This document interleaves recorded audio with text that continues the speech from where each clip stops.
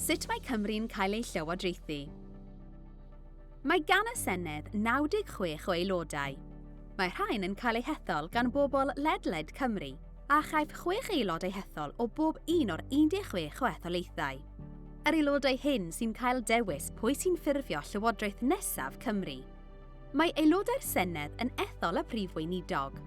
Yna, mae'r Prif Weinidog yn penodi aelodau'r Senedd i ddod yn weinidogion yn ei lywodraeth. Rôl y gweinidogion hyn yw cynnig deddfau newydd, cynllunio polisi, a rhoi deddfwriaeth a newidiadau treth ar waith. Mae gan weddill aelodau'r Senedd rôl bwysig i'w chwarae wrth ddwyn Llywodraeth Cymru i gyfrif.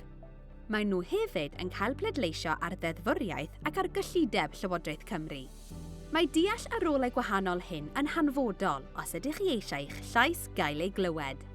Os ydych chi eisiau dysgu mwy am sut y gallwch chi ddefnyddio'ch llais yn effeithiol, edrychwch ar wefan Sefydliad Befan i gofrestru ar un o'n cyrsiau hyfforddi.